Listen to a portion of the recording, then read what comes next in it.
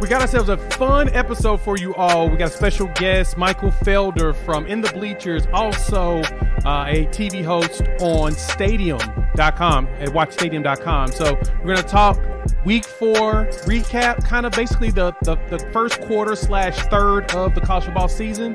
We're going to dive into what it means, who's real, who's not, who's fake, all of that, and what each conference looks like, and the players to keep your eyes out for. So thank y'all for pulling up to Unfair Sports, where we take a pensive approach to the sports conversation. I'm your host, Jay, and thanks for watching us here on the YouTube channel, as well as listening wherever podcasts are downloaded and listened to. While you're here, go ahead and like, subscribe, rate, review, give us 5 stars. You think we deserve it? Just give us 5 anyway, and a gifted. So let's dive right into the conversation with our guy, Michael Felder.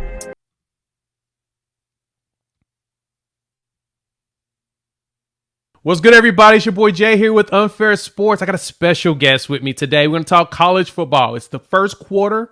We are now at week 5. So 4 weeks in, this is the opportunity for us to actually figure out who these teams are. I've always told you all before here on the show, I do not like polls before week 4 because we don't know who these teams are. Too many new players coming in, all that jazz. So I got Michael Felder here in the Bleachers, one of the best newsletters out there. Michael, tell the people where they can find you and introduce yourself to my people. Yeah, what's up, folks? I'm Michael Felder. I played football at UNC, or practiced a lot of football at UNC. You can find me at itsfelder.substack.com. I'm on Stadium as well. If you have Stadium, if you have Samsung Plus, if you have a Samsung Smart TV, you probably have Samsung Plus. It's also available OTA, over the air. And you can find it also on demand on Stadium. But I do a show called Inside Football with Joshua Perry, former Ohio State linebacker. It's really fun because I get to talk about football, like not with a host, but with like a football player. So it's very cool, the conversations that we get into. And it's very fun. Like I have a really good time talking football with him because he's so like everything that he does is we're kind of on the same page. It's you know what it's like? You know what it's like, Jay? It's like cooking with my mom. Like it is. Yeah, I can see that. Yeah, like cooking with me and my mom when we cook together. It's like a choreographed like movement in the kitchen, and it's the same thing with Joshua Perry when we get a chance to talk about football because we set each other up and then we knock them down. Yeah, no, that's the best. That's the best way to describe it is cooking with mom or dancing salsa with someone. They're teaching you how to move and how to do your motions and everything. That is one of the, that's so spot on. All right, let's dive into some ball here. Here we go. All right, because Michael always drops a newsletter every week with his nuggets and everything. And I'm looking at the first quarter of football. Let's talk about this. What jumped out to you so far? Because I'm looking at the latest rankings that came down. You've got Georgia.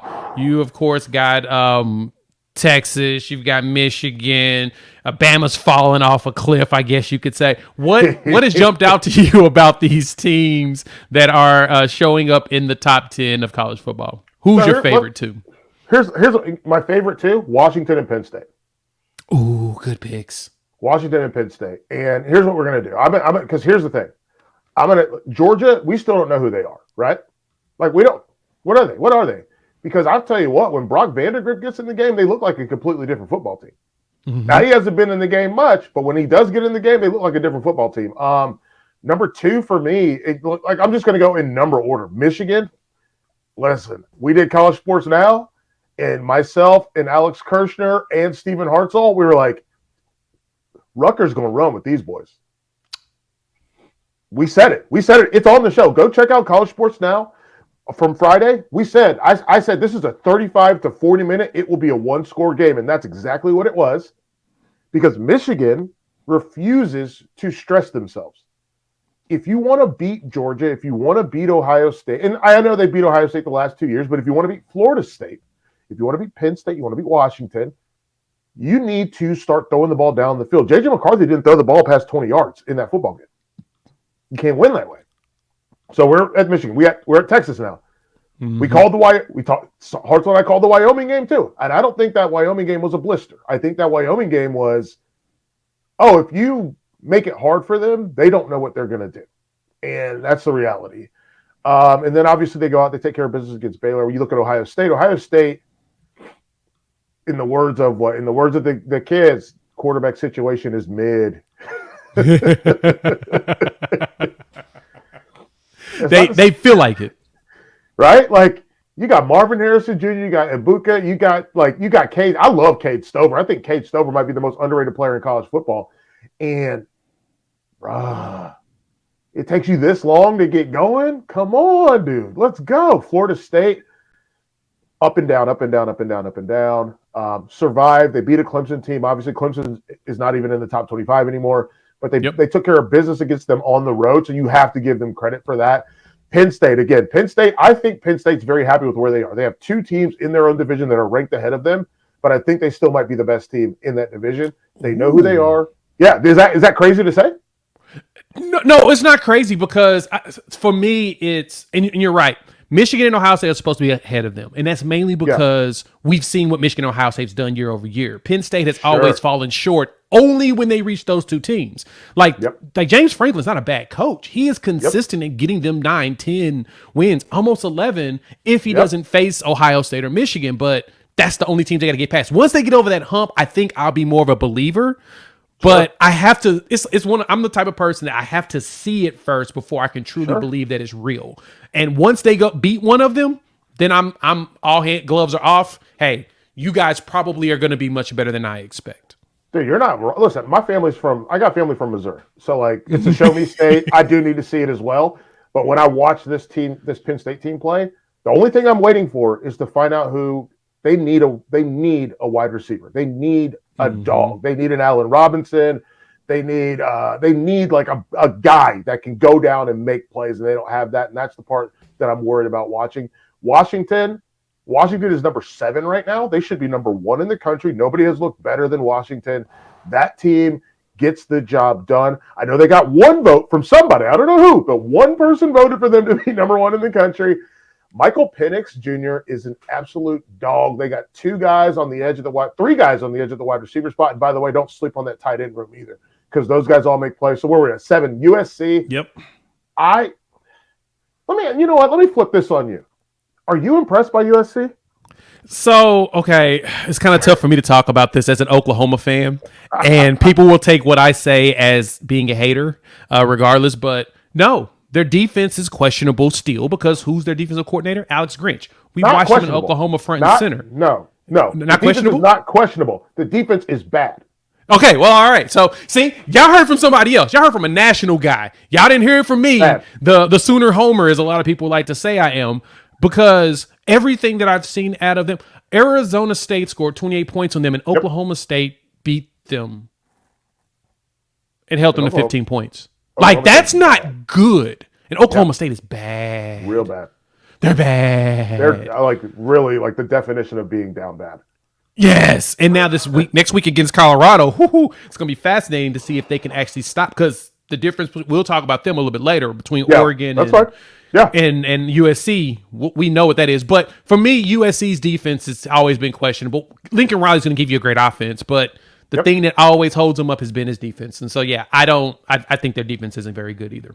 No, they're bad. They're a bad defense, and it's really rough to watch them like go out there and like be in a game with Arizona State, who we know is also bad, and watch them be like, guess what? I guess we're gonna give up. They gave up like a million yards to that little running back. Like, what are we doing? So it's crazy to me. And then you throw in Oregon. Oregon's at 9. So the Pac-12's got 3 teams in the top 10.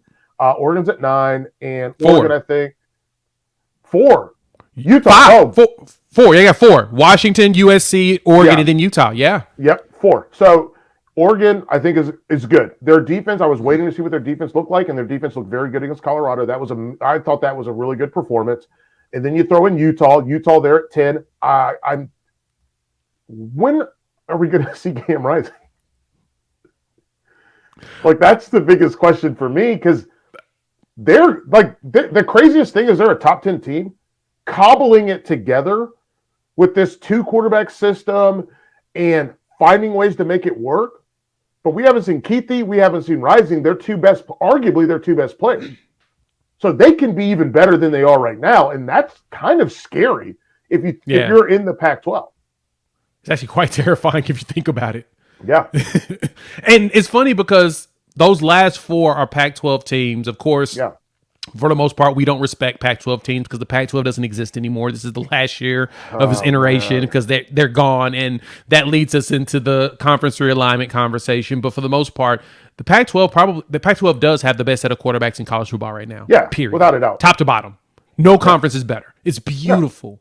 Like you mentioned, Penix. I'm a huge fan of Penix. I mean, transferring from Indiana, going to Washington, finally getting a coach that knows how to use them, and then you just put up Heisman numbers, and he's doing it 2 years in a row. Mm-hmm. It's amazing. It's so good. It's so good to see, and you can see he's got wide receivers around him, and they want to push the pace, and they want to push the ball down the field. And they're like watching him. I've got I wrote down so many notes from that ball game because the play calling, the play design is so cool to see what they're doing, creating space. It reminds me a little bit of Bobby Petrino, where it's levels. There's levels to everything that he's doing, and so he makes defenders have to make a choice where, hey, if I'm supposed to be in the intermediate as a defender, there's a guy that's really kind of tailing me. He's at 16. Should I be pushing back to him? But there's also a guy at 9. And should I be coming up to, I don't know what I'm supposed to do. And what's my guy back here doing? Because there's another guy coming over.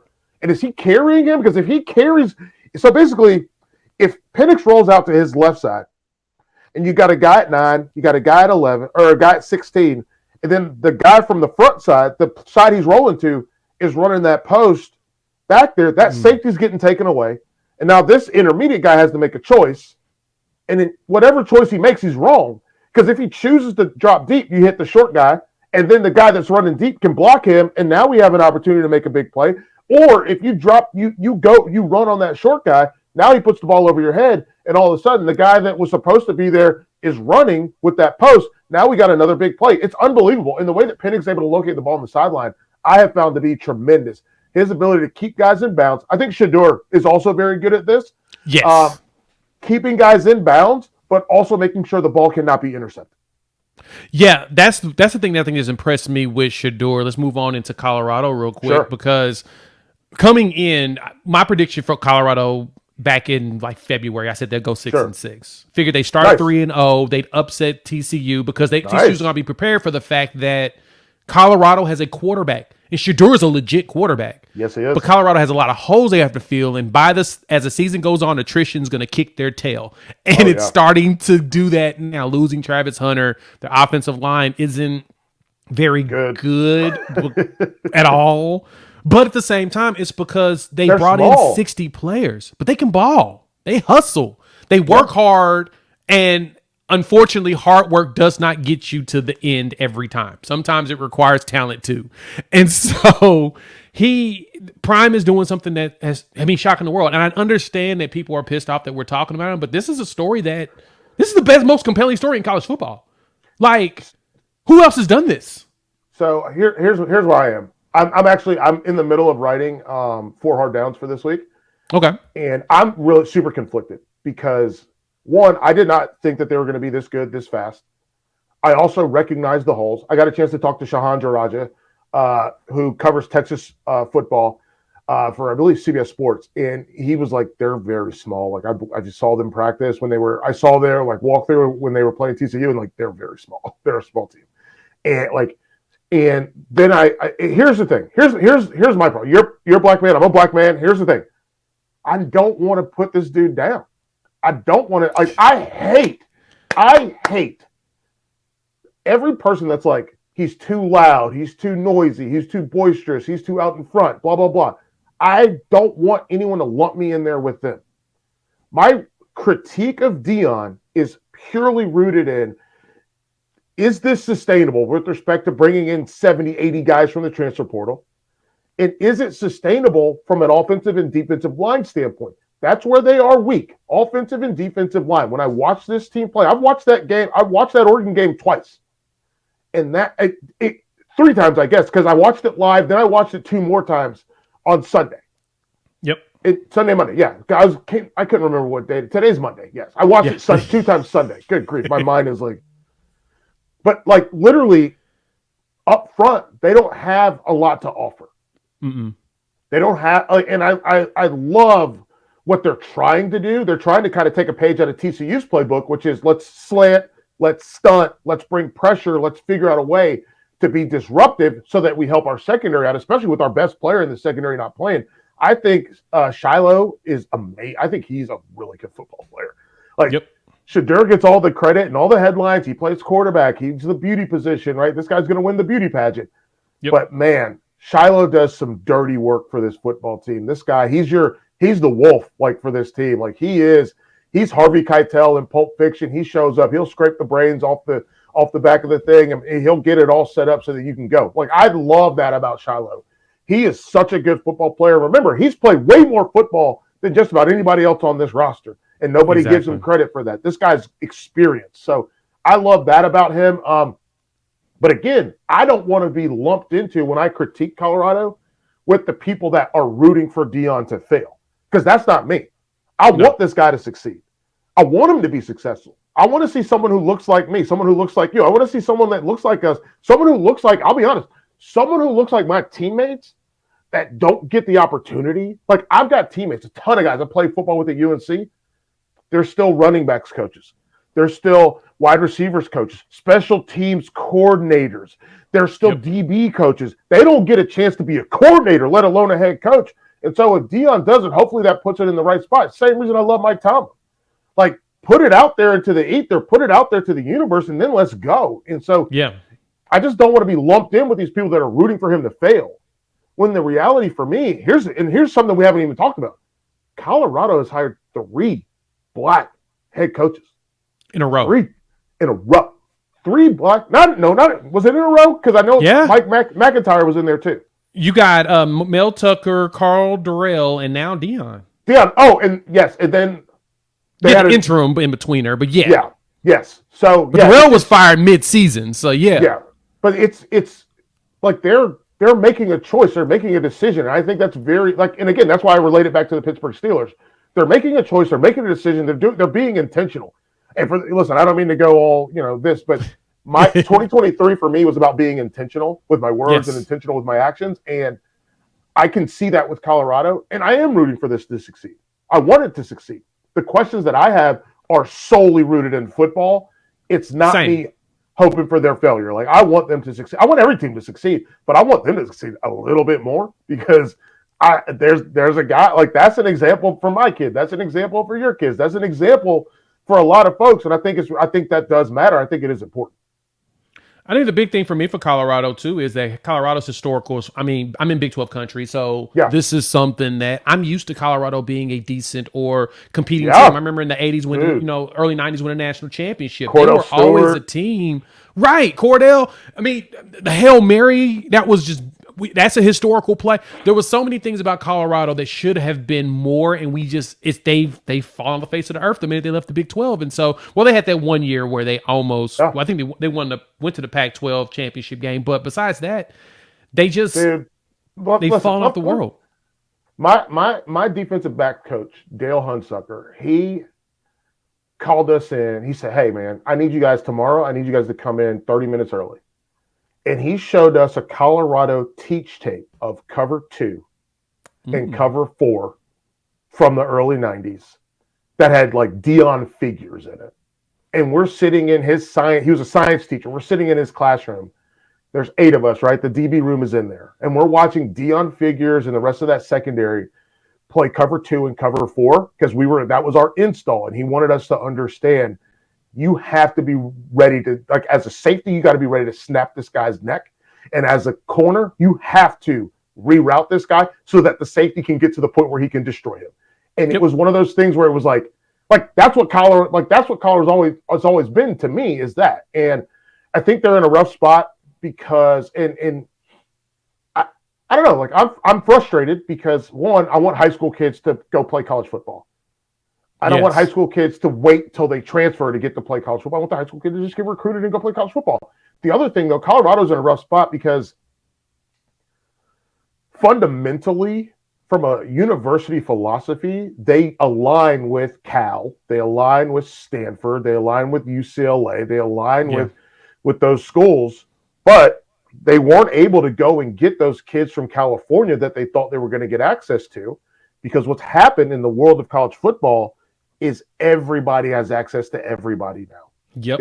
There is no reason that a kid from Florida should want to go to Oregon, but they do. Want to go to USC? Sure. Kids from, I mean, listen, I know he's back at Oregon State now, and they had a rough game there. They came back, but they couldn't finish the job. But Oregon State, DJ Uiagalelei is from California, and he ends up at Clemson. Bryce Young is from California, and he ends up at Alabama. And, like, the world is so wide open. It's still a regional game, but the world, in terms of recruiting, access to recruits, being able to see recruits, I'll be honest, the only state, to me, that's got it locked up is Louisiana. Because everybody stays in state most of the time, yo. Yeah, them kids grow up loving LSU. Like, of course, there's a Landon Collins, and we remember his hat day commitment where his mom was like, "What are you doing?" But like at the end of the day, like LSU's the only place that's really got things on lock. Even Alabama and Mississippi are like back and forth, back and forth, back and forth. I mean, Nakobe Dean is he's from Mississippi, and he's like, "No, I'm going to Georgia." No, I was like, "No, I'm not. I'm going to skip Alabama to go to this one." And so Florida's got their own problems. I mean, going all the way, like it's not all the way back, but CJ Spiller went to Clemson, and like that was like mind blowing to people. Like the idea that a guy from he's going here? What? That's crazy. Clemson is getting people, and then all of a sudden you saw a difference maker out of those bad boys. They changed the game. It's wild. Like I think that the sport being open up, and the other part of that, and I don't mean to derail. I didn't mean to derail. It's fine. Oh, you're good. You're good. The real thing for me here is it's a combination of all the games being on television now. Mm-hmm. So you see what your options are. More money being pumped into football than ever, which we can tell because of the amount of commercials that are played during a game. Oh my God. And the other thing though is these kids know each other. It's not to the AAU level. It's not to AAU basketball level. But when you go to a Nike camp, everybody's got their own cell phone. So if you go to the opening, you go to this camp, you go to that camp, these kids are texting each other, right? They all are Instagramming each other. They're TikToking each other. And so these guys have this network that for me coming up as someone that played in college, I had it was like Kenny Moore. Kenny Moore played at Wake Forest, played in the NFL for the Lions and the Panthers for a little bit. But it was like Kenny and I had flip phones and we could text each other. But it was not the same as Instagram and having a FaceTime with each other. Yeah, lives all the time. It literally would just be on a Saturday morning. It would be are you going to UNC this morning after the game? We didn't even text during the week at all. I'm not even going to purport to be he's one of my good friends. It was just are you going to UNC? Or we wouldn't even text. It would just be we both show up at UNC for an unofficial visit, and he was like, "Oh, what's up, man? Yeah, man. Y'all played well last night. I saw you on Friday Night Football. Blah blah blah blah blah." Now it's kids from across the country are "Hey man, I'm going for 300 today. What are you gonna go for?" And they're like, "Okay, let's do it. Bet. Let's do this. And it's just it's a different world. And so when you have that connectivity, and it's not rivalry anymore. It's more just everyone wants to be better. And I appreciate that about it. We didn't even mention Bo Nix at Oregon. This dude, for him, he had to get out of Alabama. Yep. To go be he did the opposite of Bryce Young, right? He went to the West Coast instead of staying in Alabama where he's from. So it's very interesting. We got Tua Tagovailoa and Talia. Talia is a heck of a football player. They beat let me tell you something, man. My wife, she said, "Can I cuss on this?" I want to cuss. My wife said, "F this. I'm not watching these guys play. Sucks." And she went to Michigan, so she just turned the game off. Talia gave them the blues. But this kid he's from Hawaii. What's he doing at Maryland? He's at Maryland because Locks was at Alabama. But what is Tua doing at Alabama? He's from Hawaii. He's supposed to be at USC. He's supposed to be at UCLA. But Nick Saban got in there, got him right, and then he plays for Locks. Locks gets the head coaching job at Maryland. Locks is like, "Hey, Tua, your brother, I want him. Let's go." Yep. So Talia could have been at Hawaii. He could have been. I don't know if he was a USC caliber quarterback coming out of high school, but could have been at Boise State. What if Boise State had him? Although they do have Taylor Green, who I really like. But still, what if Oregon could have had him. Then Bo Nix doesn't go there, or like there's all Cal could have had him. There's so many variables that comes into play when it comes to wild. that, because and that actually is a perfect way of wrapping up the talking about realignment and everything. How how worldwide these players, because I've always argued, like NBA wise, not to derail myself, go too far, but I've always talked about how the players in basketball today are different from the 80s and 90s, because in the 80s and 90s, when they were kids, 70s, 60s, 70s, 80s, when they were kids, they only saw each other when they got drafted. They didn't see each other in AAU and stuff. Nowadays, these kids are teammates on national teams. Hell, IMG Academy has a football team built of some of the nation's top players that are just focused on football, and they're all friends. Yep. I mean, Oklahoma, we just got David Stone, who's from Oklahoma, but plays at IMG, to come back home because he's in Florida today. So, yeah, it's crazy how the landscape has changed, and conference realignment has gotten people all up in arms. I'm just like, the only thing that bothers me about conference realignment is that the regionalization of teams do bother me as far as rivalries go. And you had a great write-up talking about that. And the one thing I've talked about is that the good thing about Oklahoma versus Oklahoma State, Oregon versus Oregon State, Washington versus Washington State, Iowa State, is that the people that live in those states, you're sitting next to someone that's probably a fan of a rival team. And so you can jab each other nonstop. Auburn, Alabama, but like Ohio State, Michigan, there's a gap. They're two different states, so you don't really see their fans interacting until those games. So it's, of course, just good old-fashioned hate for them, but for everyone else, you're going to lose the opportunity to be sitting next to somebody and jab them whenever, like, if Washington was to lose to Washington State, which Cameron Ward is really good, there's a chance Washington fans can get jabbed by Washington State fans in Pullman. You're losing that component of it, but let's move on out of that portion of it. Go ahead. I think you're right. I think the thing for me that I think about, because I think Michigan and Ohio State is still a thing, because those two states, they have like a statewide, it's two states that hate each other. It's the same as North Carolina, South Carolina. Like, we just don't, like, we're like, the Sandlappers, people don't even know that that's what they're called, but the Sandlappers, they can GTFO, okay? Like, true. Seriously, like Tar Heels versus Sandlappers, we play that game every year. It's called the Shrine Bowl, and we play each other. Same thing with Georgia, Florida, right? Like they don't, those states, they don't get down with each other. And I think even like Georgia and Auburn, because so many people don't realize how close Auburn is to Georgia, they don't realize that, like, oh, this is a game that will be played forever, because these two teams, like, if it's easier for a kid from like Savannah or Columbus to get to Auburn than it is for them to get to Athens. Like, that's an easier trip for them. Same thing with that panhandle of Florida. For some people, it's easier for them to get to LSU than it is to get to Gainesville. That's true. So it's crazy. So it's one of those things that it's interesting. But the big thing that for me is, when you bring in 1 million transfers like we saw Colorado do, I wonder what that does to the rivalry. That's kind of what my main kind of impetus was. Like Colorado State's got a bunch of kids from Boulder, from Colorado Springs, from Fort Collins. Those kids go to school there. Colorado has 20 players on their roster from the state. It's a roster of 110. 20 of them are from the state.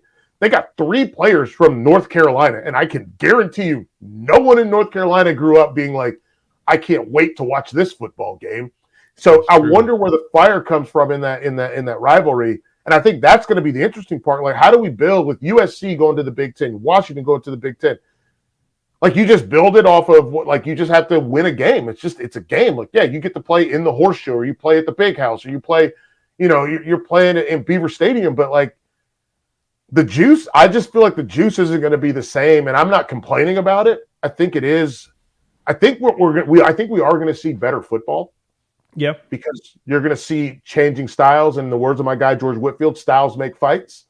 We're going to see different styles. We're going to see this West Coast style have to come East Coast. And we're going to see this West Coast style have to come East Coast in November. And now what are you going to do? We're also going to see this East Coast style, right? We're going to see whether it's Rutgers or Maryland or Penn State. They're going to have to go all the way to the West Coast, and they might have to do a big noon kickoff. You're going to have to do a big noon kickoff. And that time change is going to kick somebody's tail. And I don't know. And here's the thing. I'm sure you've traveled as much like the same as I have. I don't know if it's worse going back or going forward. Yeah, that I can't figure it out yet. I'm central and I've gone west so many times and so many times Yeah, change. I'm just like, okay. Yeah, between that and I don't know which one is worse. That's the thing. That is funny. You say that because because that's true. like because the variable is the game start time. Because if Yep. the game if it's a noon kick in Piscataway, that's probably worse for UCLA after going on a cross country flight. Yep. But if it's a 10:30 kick in LA or in Seattle and you had to travel that way, and now the 10:30 kick for you, it's a 7:30 game for them, 10:30 for you, and you're like, what are we doing? Like this, I should be done for the day. Yep. My body's not built. My body's not ready for this. My body thought that we were going to be relaxing at this point, resting up. Yeah. We were hyped up 3 hours ago. Yeah, I was hyped when I woke up at my normal time in a hotel room. Right. And the sun is still up. What are we doing? Yep. It's going to be really weird. It's going to be weird. It's going to be weird. It's going to be fascinating to see how the schedules align and how they try to make things to keep some sort of a competitive balance. But like you mentioned, the beauty is going to be the styles going against each other going forward. Yeah. And so let's jump into this next. Yes, sir. I'm looking at the Big 12 right now. Of course, they're going to expand. We're going to add Colorado. They're going to add Colorado, Utah, Arizona. You know, it's going to be a completely new look, especially once Oklahoma and Texas leaves. Yep. But what is it? Colorado, Arizona State, and Utah. That's the additional 4 they're adding for now. They may add more. We'll see if Oregon and State and Washington State gets lucky enough to be pulled in too. But I'm looking at this conference today, but it's run by the 2 blue bloods. That's, I guess you could say, ran it since the inception. What's your thoughts on Texas right now after the Bama win and kind of lucking out and playing a whole bunch of backup quarterbacks since? How do you feel about them today? They're fine. They're fine. Like, if this is the 3rd best team in the country, I think everybody's just bad. Like, that's fair. It feels like everything's opened up. Like, this is the first year I really feel like there's like an open race to the top because, like you said, Georgia's not proven yet. We just know Georgia's Georgia. They deserve that spot because they've won 2 titles in a row. Kind of got to be the man. You got to beat the man. Like, I look at the Baylor win. That's a good win for them. Baylor's an okay team. That Wyoming game, let's not forget, that was a 1-score game in the 3rd quarter. Yep. Yeah, going into the 4th. Yeah. So like, don't listen. You're not going. I'm not a box score scout, baby. I'm watching these games. Like, 30. You can tell me 31-10 all you want, but guess what? I know that game was 10-10, baby. Let's go. don't play me. The Bama game, that's a good win. But what we saw, there's 2 things, and I don't mean to. Like, I keep derailing, but like Alabama. In 2 weeks, Nick Saban sent a message to his team, and that message was received, and the message was executed this past week.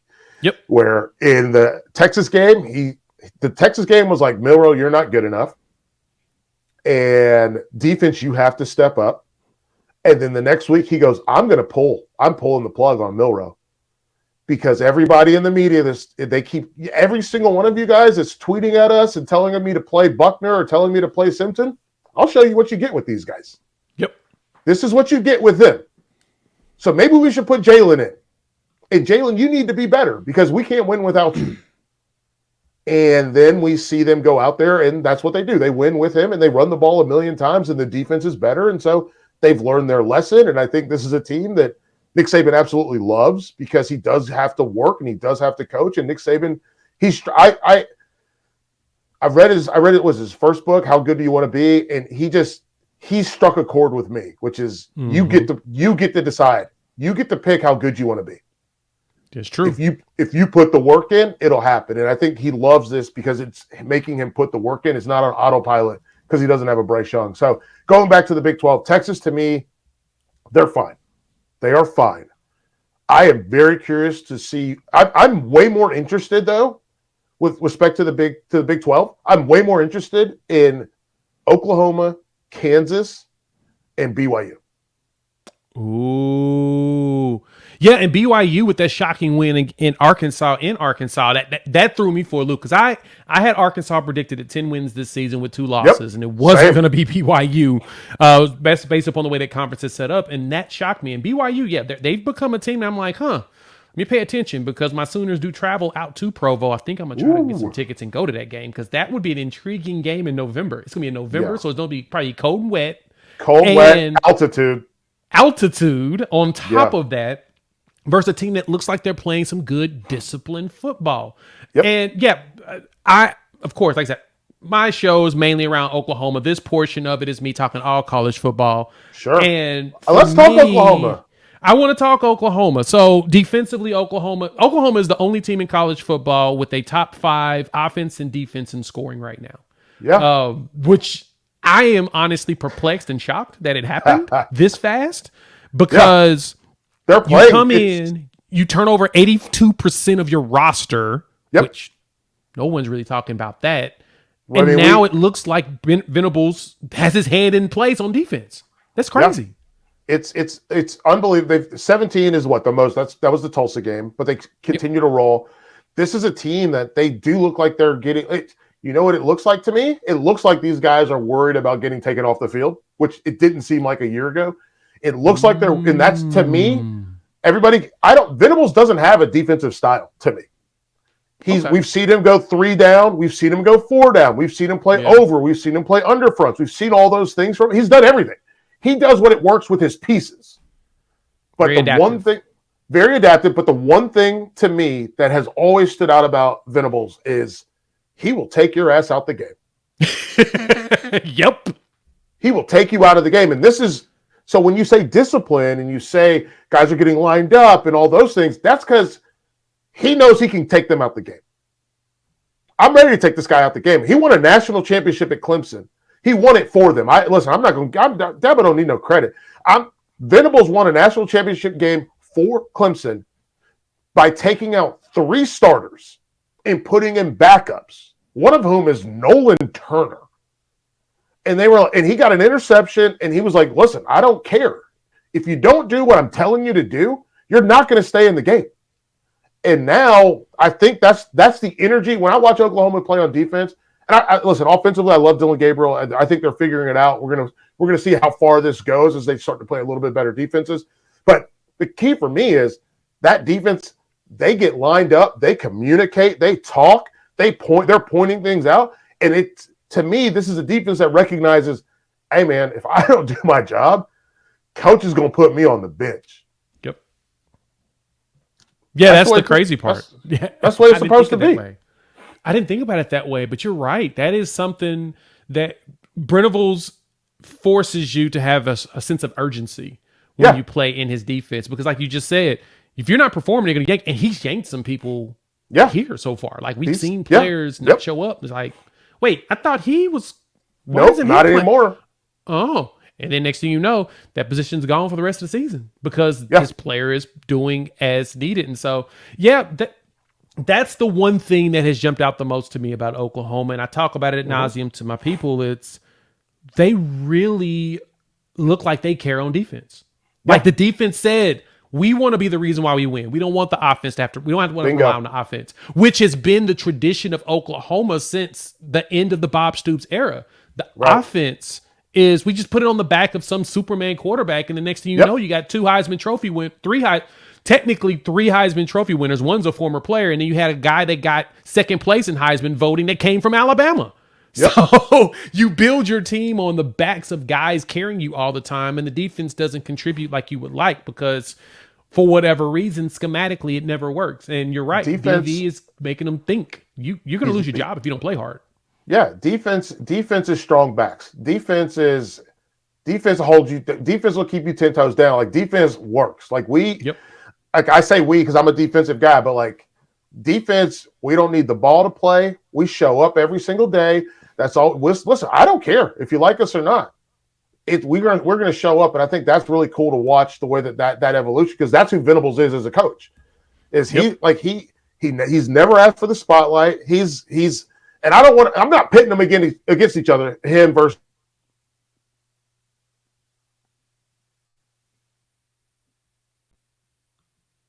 out with how the defense is playing for Colorado. But at the end of the day, the thing for me is Venables has never asked for the spotlight.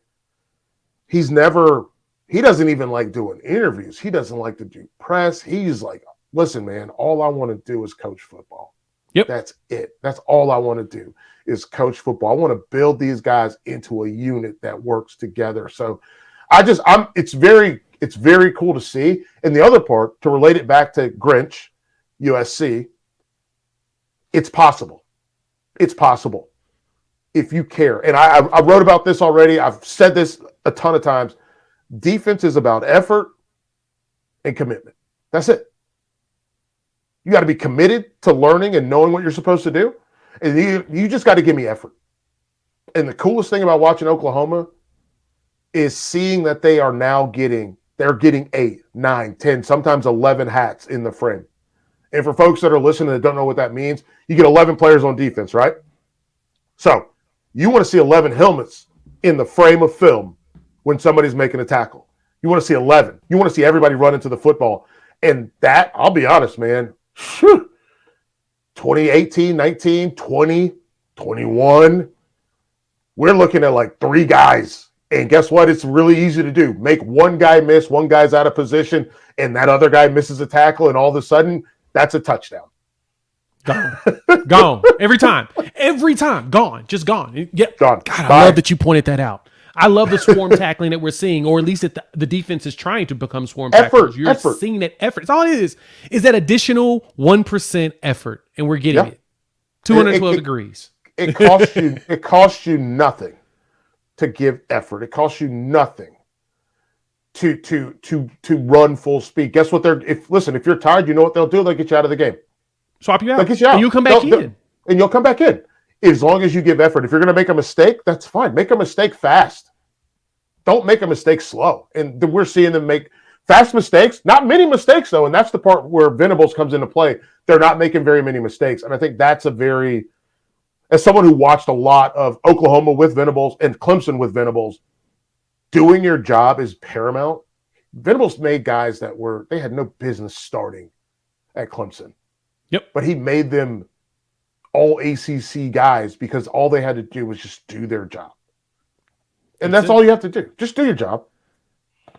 Yeah, he taught them their job, and then they executed on something that's hard to do. So let's dive into the ACC. Your conference, your people, wow. Right? Florida State is, of course, right now at the top. North Carolina feels like they're moving because Drake May, the Heisman Trophy candidate, one of the guys I loved as a redshirt freshman, dude's a monster. I love everything about Drake May. I just want to see him be successful. Looks like they're climbing. Duke is causing problems. Miami, I can't believe it, but Mario Cristobal might have this train going. And then, of course, Clemson's out for now, but I think Clemson will be back up in the conversation because they always are. They find a way, even though Dabo doesn't have these elite coordinators that he's had for 15 years on staff right now. I mean, he has to now, he's going through the cycle of replacing coaches. And so when you look at the ACC top to bottom, how confident are you in Florida State coming out or even North Carolina coming out? So we got what we have. We have a 4-0 Duke. We've got a 4-0 Miami. We've got a 4-0 UNC, 4-0 Florida State. So the thing for me, honestly, I think Florida State's for real. We worried about them for a second against BC. Mm-hmm. Then they take care of business against Clemson on the road. So I think Florida State's for real. They got a couple of first place votes as well.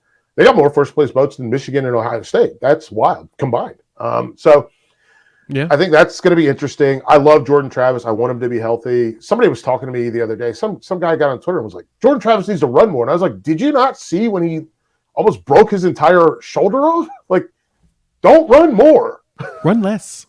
Run less. Like, or scramble and fall. Something. Don't run. Just throw the ball away. Please don't do this. I know it's not your throwing shoulder, but if your pain is excruciating, don't subject yourself to more pain. I think Duke's interesting with Riley Leonard. Mike Elko's a heck of a football coach, and Riley Leonard's a great quarterback. When I was at ACC Media Days, I was asking about Cade. I was asking about Jordan Travis, asked about Drake May, and people kept going. Everyone was like, what about Riley Leonard? What about Riley Leonard? What about Riley Leonard? What about Riley Leonard? So it was very cool to see him live up to those expectations from folks. Very cool for me. Miami, yeah. I'm still not a believer, honestly. I'm not, man. I'm not, and it's not. I don't know if it's the coach or how long is this Van Dyke bounce back going to last. Like, they don't have weapons that I really trust all the way. Like honestly, I think they could get on the field against Texas and we would see a football game. Yeah.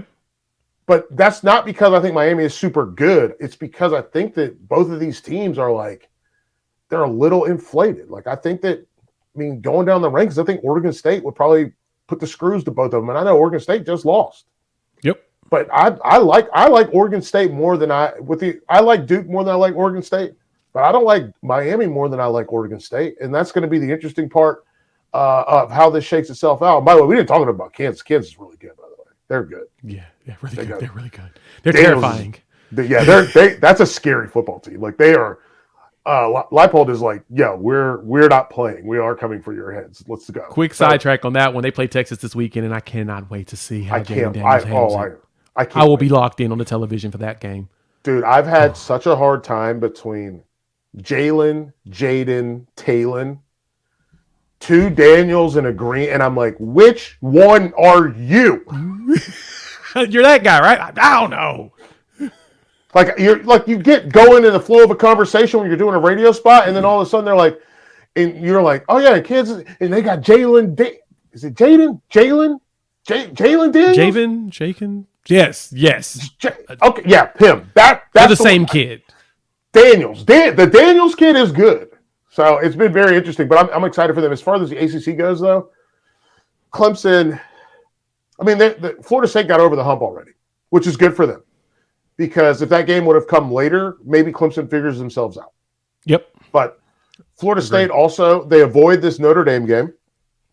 So they don't have to play Notre Dame this year. They do play Duke. That could be when they play Duke, could be a top 15 matchup. And then they've got Wake. Wake is not hitting on it. They just lost to Georgia Tech. Pitt just got whooped by UNC and Drake May. UNC, the most interesting part for me is the defense has started to show up, which I wasn't expecting at all. So that's Mac been Brown good. Has a defense again? Yeah, it's weird. Shocked. It's weird. Gene Chizik has a defense again. I forgot Chizik is his. Oh my God, yeah. Chizik is his D coordinator. Yeah, that Chizik changed the game. And then they play Florida, and I don't think Florida's very good. We'll see what that looks like for Florida State. Too. Are they good? Is Florida good? I don't know. I know that Graham Mertz is not good. Yeah. And he's the guy for them, so we'll see what happens. I know they have a really good run game, so we'll see what happens. But in the ACC, this is what the last is. This is the last. We're gonna.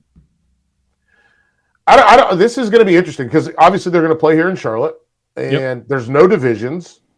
So what we're looking at right now are 5 teams because I know NC State is 3-1, but they are 1-0 in the ACC.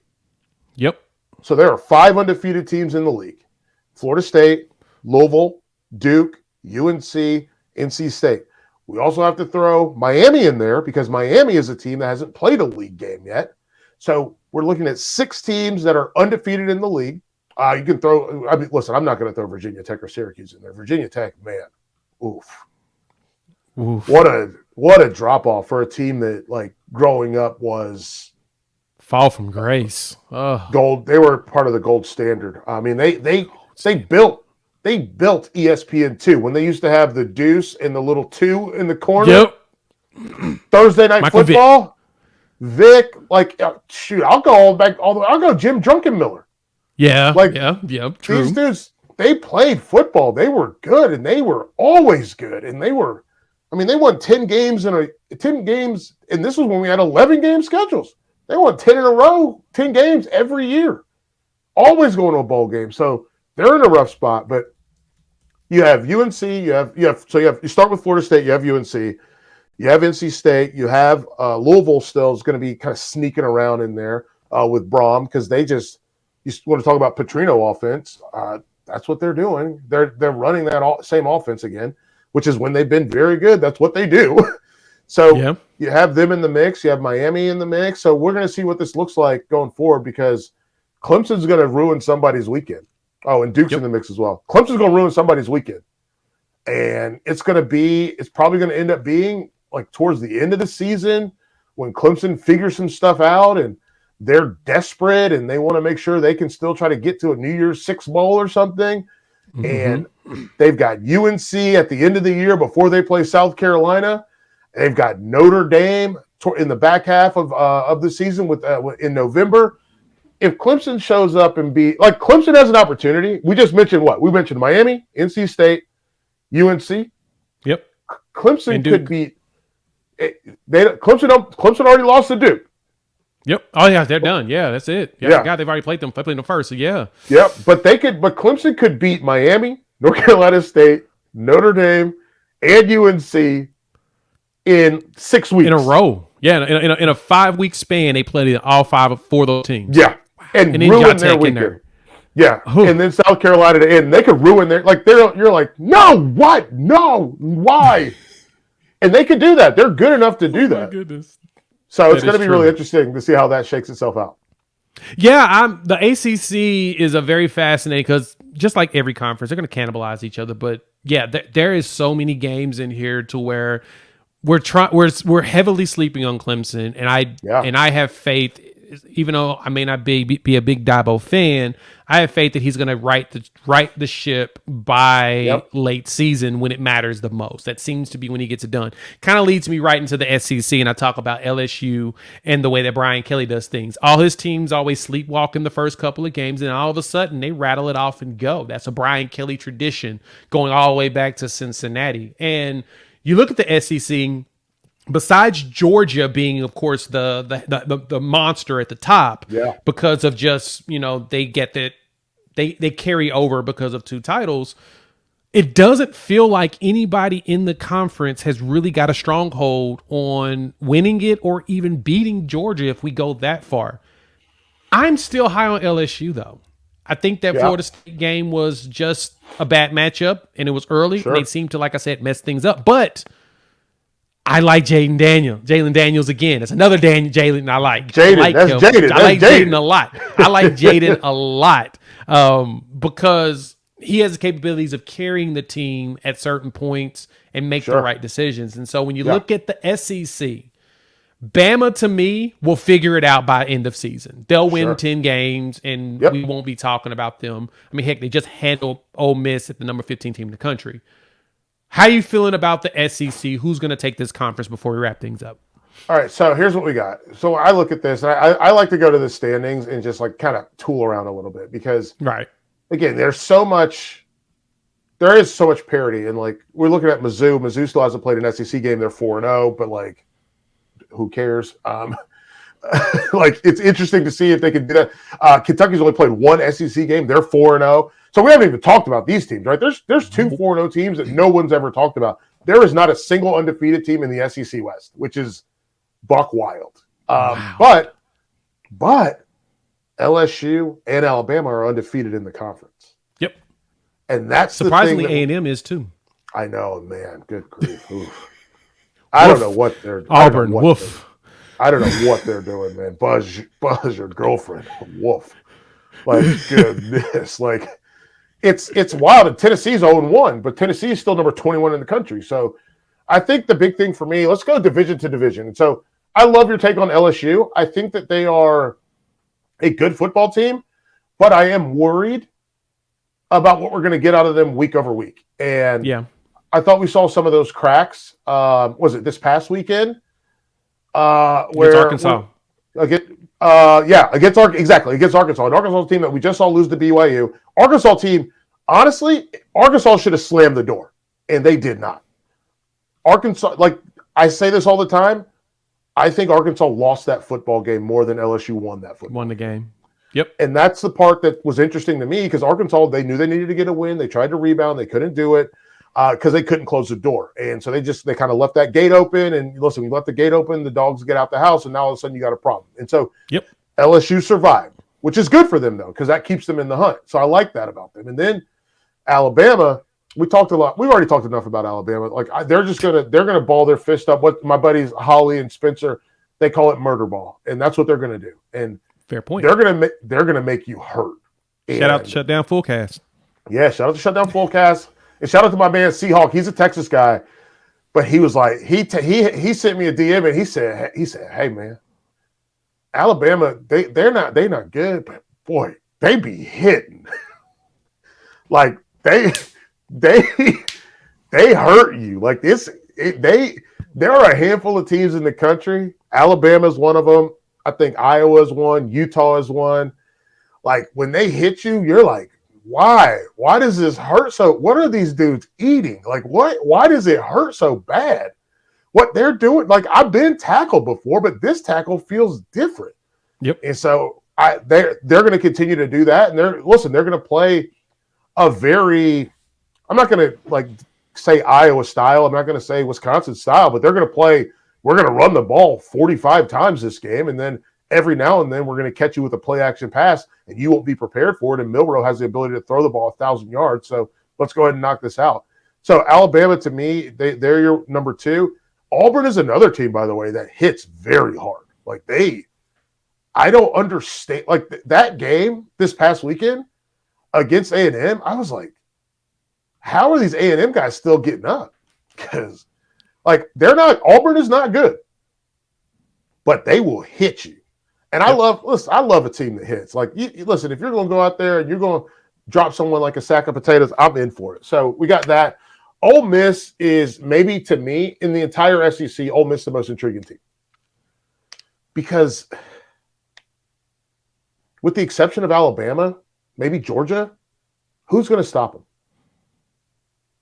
That's a good question. Who's going to stop them? They're a team that they let it all hang out. Like they're like, what's the difference? Like we don't care. We're gonna go for it on fourth down, and we're gonna keep going, and we're gonna keep going. And Lane Kiffin is gonna run a bunch of stuff. Like I want to say this, hats off to Alabama's entire analyst staff for knowing what Ole Miss was going to do. Most teams are going to have no clue. And then we flip it over to the East.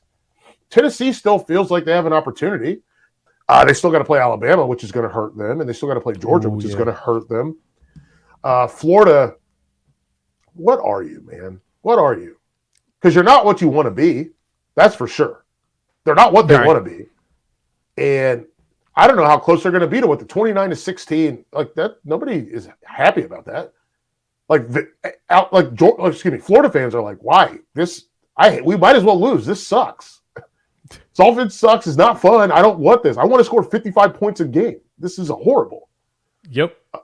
Kentucky, I'm excited for Devin Leary. I love him. Mizzou, obviously, we're going to see what Cook can do. Vandy, sorry to my boy Stephen Hartzell. He thought Vandy was going to be good this year. He was all in on the Clark Lee experience, and they are having a really rough go at it. And then Georgia. And I think for Georgia, we got to figure out who they are. They got to figure out who they are. And yep. I feel like we might be living in a very Jalen Hurts, Tua Tagovailoa world where you feel way more comfortable with Carson Beck. No problem. But then you get to see Brock Vandagrift in practice, and you're like, yo. I am surprised he hasn't transferred yet.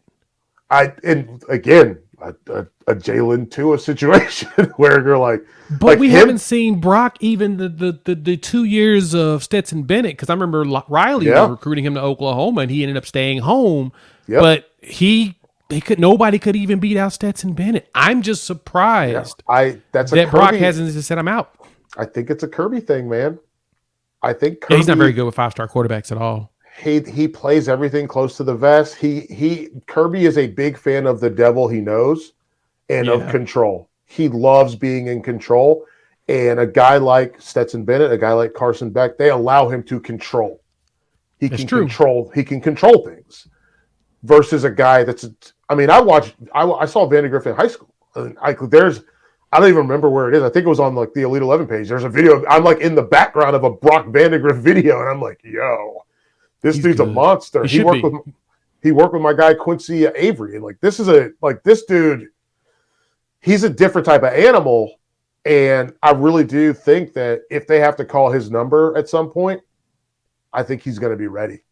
So it's good for them that he hasn't left because, he's got real skills, man. Like this dude's got real. By the way, while we're talking about quarterback, can I get your thoughts on Dillon Gabriel? I think Dillon Gabriel, as we wrap it up, I think Dillon Gabriel is right, exactly. I think he is a capable quarterback if you got a really good defense. You think he's a quarterback that should have just went to Army like he was supposed to, or stayed at UCF? No. So no. I nothing like that at all for me when it comes to DG. I like DG. And the thing is as a fan of a team that has had elite quarterback play year in and year out for almost 20 years, it's hard giving guys grace and giving them time to show what they can do because DG has one problem. Time. He's old. Right. Exactly. That's the problem. He's played a lot of football, and at his age, he shouldn't be overthrowing passes like he does. Right. Granted, he's dealing with a lot of young, new wide receivers, so miscommunications happen. But to me, that's on him. The fact that he is completing almost 80% of his passes tells me that he's really good. He's really good. He is good. Really I'm a big fan. I'm a fan. But will he win you the game? Bingo. Is what I'm waiting to see him do. That's what I was going to get to. Is I think he is good. I think he is a plug and play. I think he is, honestly. Was it Jason White? Yeah. Like that's in the world that he lives in, right? Like he kind of reminds me of Josh Heupel, but he's a little bit more athletic. More athletic than Heupel. That's why I went with White, right? Like, yeah. Because he was a little more athletic, but like he fits, that's where he fits in there. Is he at the top of the Sooners quarterback spectrum? No, but is he way better than like Rhett Bomar? Yeah. Like, Landry Jones, even though Landry Jones is like Mr. Oklahoma, he was here for like 40 years. But like literally like he's right there and he's right there in the middle. Yeah. Oh man, Hibble. I hadn't thought about him, man. Yeah, Hibble and Heupel back to back. But he's right there in the middle. Like, is he Kyler? No. Is he Baker? No. Is he Sam Bradford? No. But he's right there in the middle. And if you look at him, and here's the thing. Let me ask you this, and then we can wrap on this. I don't mean to take over the show. In the Big 12 right now, who would you trade him for? Oh, God. Jalen Daniels? That's it. Right? Quinn Ewers? 100% honest. That's the only player I would trade him for. Not for Quinn Ewers? Nope. Okay, so that's still good. That's right. I know, but everybody yells at me when I go in and defend DG. It's because of the little things, but I would take Jalen Daniels just because Jalen Daniels is a for real dual threat. Besides I'm satisfied. I put it like this. Our biggest problem in Oklahoma is because we're so spoiled, we always got a backup quarterback that's really good too. Jackson Arnold's going to be a monster. Sure. Gatorade All-American, Gatorade National Player of the Year. He's going to be great next year in the SEC. We got to let Dillon Gabriel run this offense efficiently so the defense can continue to do their job. Yeah. That's it. That's fine. It's fine. That's why I wanted to ask you. Like, I wanted to get Oklahoma fans like real perspective because when I'm looking at it, I'm like, I'm watching the game and I'm like, he's fine. Mm-hmm. And then I also am like, oh, but these other guys, he's also way better than these other guys. Yes. But he's not as good as you've had before. Exactly. That's the problem. The perspective for a lot of Sooner fans is that, we're supposed to have the tier one quarterbacks every single year, and that's not realistic. Alabama's dealing with that right now. Clemson is dealing with that right now. Georgia, for the most part, is dealing with that right now. Georgia lives in that. They're like, we don't even want to have a first-round quarterback. We like our guys to be like just okay. We want a 5-star that's not going to pan out every year. That's what we want. Unless you're Matt Stafford and still lose a lot of games. That's what but that's the thing is like Sooner fans are so used to a quarterback winning every game for them that having a defense win a game for you is perplexing. No, the defense did great, so we should score 100 points in this game. No, that's not how it works. That's like Florida fans. That's how Florida fans are. Right. That's not how it works. That perspective. And look at the through line there. Bob Stoops. Oh, my goodness. Wow. What? Oh, wow. Okay. Yeah. That's a difference. There's a difference there. So, for me, the perspective is I'm still in on Dillon Gabriel. I need him to clean things up just so that I don't have to defend him as much.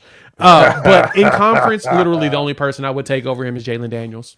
That makes sense. I get it. Like that, I get that. Like I'm truly like I'm looking at all these guys. Keaton Slovis, like no, not John Reese Plumlee, no. Emory Jones, absolutely not. Yeah, no. There's no one. Oh man! By the way, what's going on at Oklahoma State? Ooh, buddy.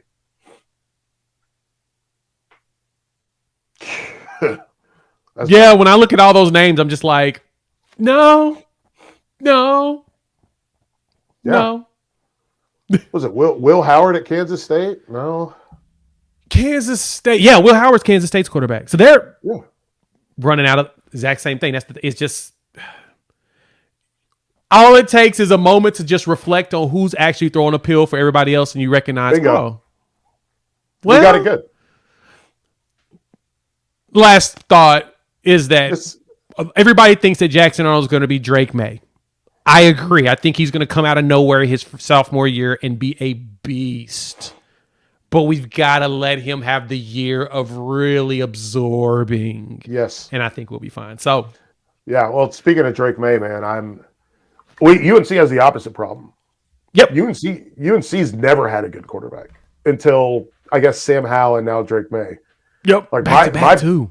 Yeah, my buddy TJ Yates was the best quarterback we ever had, and he was a career backup in the NFL. And so it's not bad. We've never had a oh wow, our quarterback is good problem. We've always had a what do we do with like right now UNC is in the middle of what are we supposed to do? Like it's like when you get married and somebody gives you like good china. Yeah. And you're like when are we like what do we do with this? We're used to eating off paper plates. When do we use this? When is it okay? No, we got to put it in a display case and never use it. It's like, no, you use it. It's there to use. There we go. All right, man. This is fun. Hey, Mike, thank you so much. Again, Michael Felder in the Bleachers. You can check out his newsletter. He's over at Stadium. He's always on the TV, always dropping some nuggets. My man, thank you so much for pulling up to the show. No doubt, man. This was fun. You take it easy. Time for tiers. Yes. We're doing our tiers. It's something we do now since it's week 4. I told you I was coming, and guess what? We're here. So let's dive into my tiers and how I have them listed for the top 30 players in top 30 teams in college football. I've got myself tongue-tied here. Top 30 teams in college football. And they're no in particular order, but the main thing is that I've set this up to where I have 4 tiers set up. We have the title contenders, the ones that I think can win the national championship this year. This fluctuates every year. It's a power rating. This is power rating tiers. This is not me putting them in order of who I think is going to get it more of an other, but it's more so I like tiers more than I like number ratings because it's so hard to decide which team is one spot better than another. The resumes, there's so much to it that makes it tough. And I mentioned this in one of the other streams. I don't like really giving teams rankings anyway before week 4. And now we're at week 5, so it's time to talk about it. So let's dive into those numbers. First off, let's look at tier 1. These are the title contenders. These are the ones that I feel like should push for a national championship. You've got Georgia, Florida State, Michigan, Ohio State, Texas. Yeah, I'm saying that only because that's what it looks like today. Texas will have a test in 2 weeks when they play. Actually, they have a test this weekend against Kansas, and then they have Oklahoma the next week. So they got 2 tough teams to play against to really show what they really are. When you look at Michigan, Ohio State won that gut-wrenching game against Notre Dame, which was a fantastic game overall. Great defensive battle. Right now, they look like they still can contend. They look like that in time they will get better. And my considerations around these rankings and tiers is a lot of these teams will get better as the season progresses. This is not the only iteration of them. They'll either get better or they'll get worse. And so I like to look at it in that capacity. When we got here, Florida State, that was a good win for them against Clemson. They won on the road against a team that's really good at home. First time winning in 7 or 9 years? So that's something right there in itself. They went to Death Valley and beat Clemson. Yes, Clemson is borderline reeling. Cade Klubnik is not bad. They're still trying to figure themselves out. And I don't think that they're going to be horrible all season long. I think that they'll figure it out as the season progresses. If they prove me wrong, then yeah, they proved me wrong. And then of course Georgia, they are the former national championship, two-time back-to-back national champions. Until they lose, I can't say that they won't be up there. Now, granted, if you've heard me talk about this before, I'm not as confident about Georgia as most people are. And the reason why I'm not as confident about Georgia as most people are is because Georgia has to show me that they can win a national championship with the way they're playing right now. I don't think they're playing very great. I've even had some Georgia fans say the same thing. They just don't look like themselves. So, yeah. Tier 1 title contenders. Next up, you got playoff contenders. This is my playoff contenders. I think it's Oklahoma, Oregon, Utah, USC, Washington, and LSU.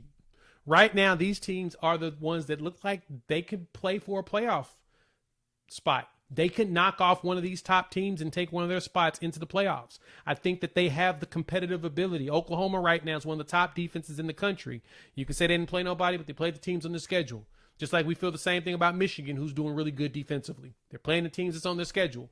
We'll see what it looks like when they face additional competition long term. But Oregon's out here killing it too. They just destroyed Colorado. They ended the Cinderella story, which this feels like their Super Bowl, but I hope this wasn't it for them. Now, granted, this week, if you're watching an Oregon game, definitely take the other team on the spread, because this felt like a very emotional game for them, and they may actually kind of stumble and just move a little slow. But overall, Dan Lanning is killing it. He's doing great. They were a national championship contender from the jump anyway, so I have them as a playoff contender that could potentially make it to the playoffs. I don't know if they'll knock off a top team, but no, this year looks different. Going down the line with Utah, USC, Washington, adding the additional Pac-12 teams, they're going to cannibalize each other. So we've got to wait and see who ends up coming up victorious at the end. It's tough to say because all these are looking good. Michael Penix looks like a national Heisman Trophy winner, dog. He looks like a contender for the Heisman. I keep saying national. I don't know why I keep saying national, but he really looks like a player that's competing for the Heisman, putting up absurd numbers. And I'm still higher on LSU than most. They gutted out that win this week against Arkansas. And those are the type of wins you need to have. Jalen Daniels went out there and looked good. Their defense is kind of suspect, which is shocking with players like Mason Smith as well as Harold Perkins. I would have not expected them to be so volatile at defense. But I think they'll get better. I think things will work out for them long term. Moving on from them, you have the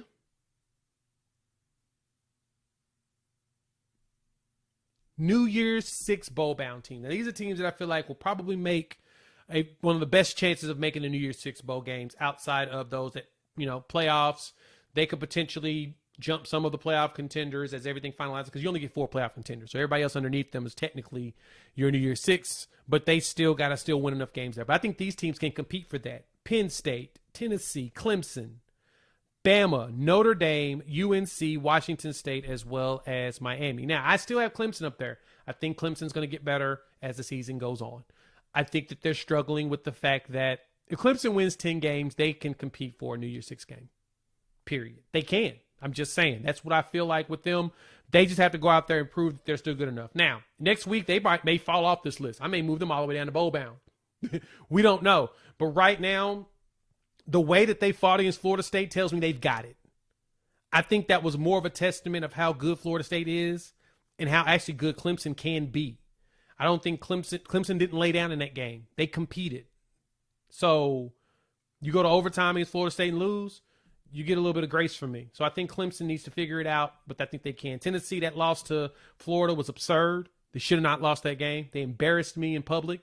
But at the same time, I think that as their schedule goes on, their toughest game is going to be Bama and Georgia. And if they can win one of those two, New Year's Six bound easily. I don't think that they go unscathed, though. They're going to lose one of them guaranteed. They'll probably lose both. But if they can finish the year with 3 losses only, can't complain about the season, right? And then, Penn State. I need Penn State to prove to me that they can get over the hump. And the only way they can prove to me that they can get over the hump is by actually getting over it. James Franklin is a really good coach. I've always liked James Franklin and what he does, but I'm telling you all now, the biggest thing for me with Penn State is I don't know if they can get over the hump. So until they prove to me that they can, this is where they're going to sit. They're going to sit right here in the New Year's Six bound squad. They'll probably make the Rose Bowl over one of the other teams. They may actually end up beating either Michigan or Ohio State this year. But if they can pull it and beat Ohio State, which probably is the most vulnerable of the two, then yeah, I will be sold on Penn State going forward. Because Drew Aller is still young. Redshirt, I think he's a sophomore or redshirt sophomore, one of the two. I think sophomore, actually. He's going to be there for a bit, and that's something that I'm sold on. And if the team on this list that really jumps out to me the most, Washington State. Cameron Ward, Jesus, that man is good. I'm sold on everything that Cameron Ward is doing. I'm sold on him as a player. I'm sold. Sold. I'll buy 5. That him and Drake May with UNC, 2 of my favorite quarterbacks in college football right now. They're killing it. Michael Penix is up there too. Beast. So I'm sold on what they're doing there. Last ones we've got is our bowl-bound teams. And this is where we're going to wrap this bad boy up. Drop this number, and y'all can jump in the comments and tell me what y'all think. Wisconsin, Ole Miss, Texas Tech, TCU, A&M, which they may actually make a bowl game, Oregon State, Tulane, Missouri looks like they're bowl-bound the way they're playing right now, UCLA, BYU, and I still got Colorado as the bottom team making a bowl game. Yes, Colorado got blown out by Oregon. All of their faults and stuff have populated. That's going to be the best defense they'll see probably for the rest of the season. Well, besides Utah. That's the best team they're going to see for the rest of the season. Nothing about them tells me that they're going to get just shellacked by anybody else besides Oregon. Oregon came out there not only on a mission, but Oregon has Dan Lanning in one of the best defenses out there. So for them, that Utah game is probably the game I fear the most. I think they can survive a shootout with USC going down the line to UCLA, Oregon State, Washington State, and that Utah defense is the one that's going to be the one.